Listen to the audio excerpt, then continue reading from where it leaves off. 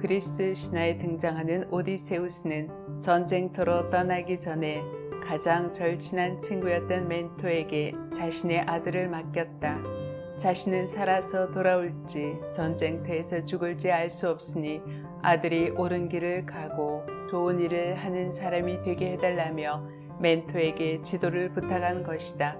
그로부터 10여 년이 지나 전쟁터에서 돌아온 그는 아들이 멘토 곁에서 훌륭하게 성장해 있는 것을 발견했다. 오늘날 배울 만한 훌륭한 스승을 지칭할 때 사용하는 멘토라는 용어는 바로 이 이야기에서 나온 것이다. 옛날 그리스 부모들은 자녀들이 하루에 몇 시간 수업을 받는 것으로 만족하지 못했다. 그래서 자녀들이 수년간 멘토와 함께 지내도록 했다. 멘토와 함께 일상생활을 하면서 그로부터 배우고 영향을 받는 것이 가장 좋은 교육이라고 생각했던 것이다. 이처럼 우리에게 가장 영향을 많이 주는 것이 바로 우리 주변에 있는 사람들이다. 자신이 원하든 원하지 않든지 의식하든 의식하지 못하든 간에 우리는 우리 주변으로부터 엄청난 정보를 받아들이고 저장한다. 마치 우리의 눈은 카메라처럼 우리의 귀는 녹음기처럼 작동한다. 보고 듣는 모든 것을 잠재의식에 저장하는 것이다. 후에 재생 버튼을 누르면 촬영한 그대로 보여주고 녹음한 그대로 들려준다. 꽃을 촬영했는데 새의 모습이 나올 리 없고 클래식을 녹음했는데 재즈가 나올 리 없다. 우리는 우리가 생각하고 믿는 것보다 우리가 함께하는 사람들의 모든 것을 저장하게 된다. 그리고 저장한 것은 다시 그대로 나타나게 된다. 이는 무의식적이고 자동적으로 이루어진다. 사랑하는 분위기에서 자란 자녀는 성장해서도 주변 사람을 사랑하게 된다. 때리는 부모 아래서 자란 자녀는 성인이 되어서도 그것이 나쁘다는 것을 알면서도 다시 폭력을 쓰게 되는 경우가 태반이다. 주위로부터 보고 듣고 배우는 것이 가장 효과적이자 가장 확실한 방법이다. 예를 들어 학교와 학원에서 아무리 오랫동안 외국어를 배워도 잘 되지 않는다. 그러나 그 나라에 가서 일정 기간 살다 보면 자연스럽게 외국어를 말할 수 있게 된다. 모방을 통해 무의식적으로 학습을 하기 때문이다.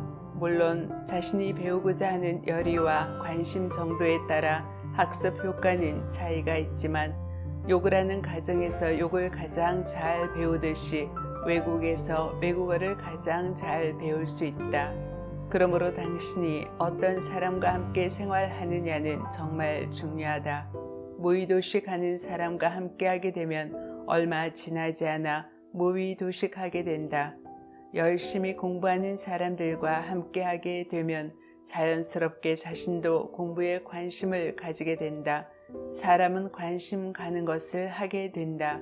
다른 사람 흉보는 것을 일상으로 삼는 사람들과 함께하게 되면 얼마 지나지 않아 입에서 다른 사람에 대한 흉이 떠나지 않을 것이다. 다른 사람을 존중하고 세워주는 모임에서는 자연스럽게 자신도 다른 사람을 존중하고 세워주게 된다. 끼리끼리 모인다라는 말이 있다. 그러나 때로는 모여있기 때문에 서로 비슷한 사람이 되기도 한다. 여성으로서 최초로 노벨상을 받은 인물이 바로 폴란드 태생의 프랑스 물리학자인 마리 퀴리이다. 마리 퀴리는 1903년에 남편 비에르 퀴리와 함께 나란히 노벨 물리학상을 받았고 1911년에는 노벨 화학상을 받았다. 한 사람이 노벨상을 2번 받은 것도 그녀가 최초였다. 또한 여성으로서는 최초로 소르본 대학에서 학생들을 가르쳤다. 하지만 마리 퀴리가 그런 업적을 남기기까지는 결코 혼자가 아니었다. 당시 여성은 프랑스 과학 아카데미의 회원이 될 수 없었다. 그런데 반드시 그 회원이어야만 노벨상을 받을 수 있었기에 자연히 퀴리는 노벨상을 받을 자격이 되지 않았다.